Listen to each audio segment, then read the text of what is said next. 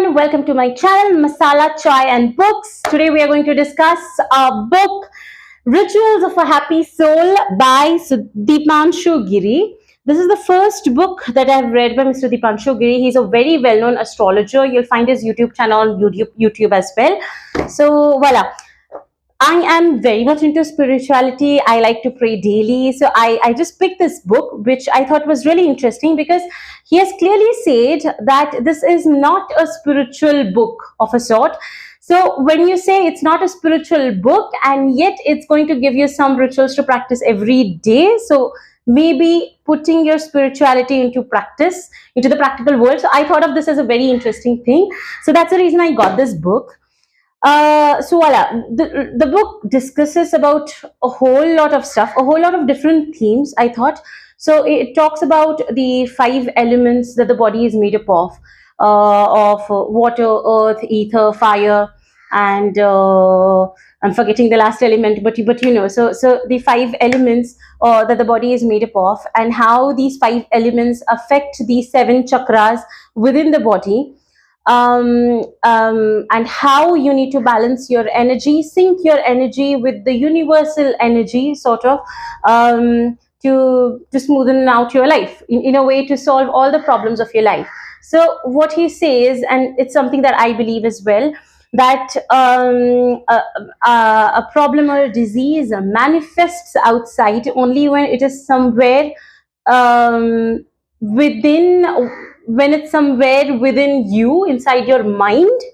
I think that is only when there's a deformity in the mind, only then I think the disease manifests on the surface. So I think, like, you know, okay, so this might seem a little too flu for a whole lot of people, but voila. So it's for this book, as it is for people who are into spirituality, who like to read that sort of stuff. But it is basically giving you rituals. So like I said, spirituality generally talks about how you just need to ignore all the problems of life, or somehow just look at them as, you know, a part and parcel of life, and you still need to focus on the greater good. So overlook your problems and move ahead, something of that sort. Whereas he talks about dealing them hands on. He has given some very practical rituals for you to follow to solve your life. So one of the best things that I got from this book is where he talks about this morning routine. So like the morning routine of looking at the sky.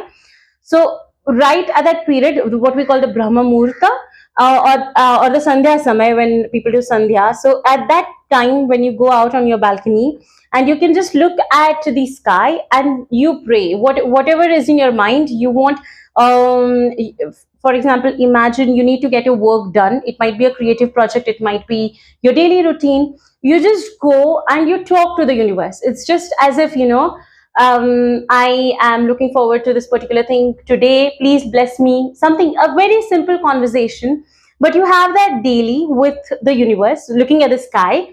And he says that that will bring magic in your life. And somewhere I think that I have been doing it. I've not been that punctual, but I still see the positive benefits of it.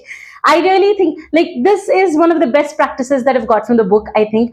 And there are also other practices that he talks about, yantra, he talks about mantras and yantras, and he talks about the triangles, the upward triangle and the downward triangle, which you can draw on a piece of paper and keep beside you or in your house, or maybe you can wear a pendant or something of that sort. And what it does, so there are a lot of things. He talks about using ragas to heal your mind, to heal anxiety and all of those stuffs. He's actually given a list of ragas to help you with different sort of situations, with different problems in life.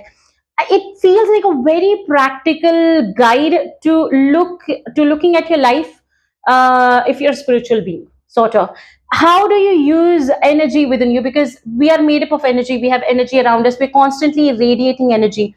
So he talks about how can we attract the positive energy and ask the universe to help us forward in our goals in life.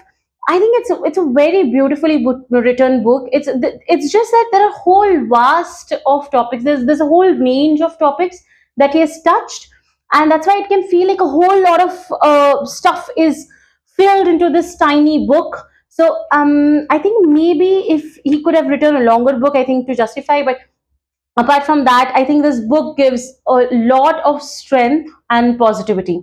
So certainly I think it's a really good book that I've read. I have learned quite a few things from this, even though I think the yantra part, because I believe more in prayers rather than using a yantra and doing that. So I've not done the yantra part, but if you guys are into it, you can try that. It might seem at when he talks about a little bit about different realms and dreams, I because since I have not had any experiences of that sort, it can seem a little incredible for me. Am I, is this stretching a little too far? But I think certainly there are people, because spirituality is a limitless plane. So everybody has their own set of experiences and looks at things with their own perspective. So I don't want to judge here, but I think maybe that was a part that was a little too stretched for me.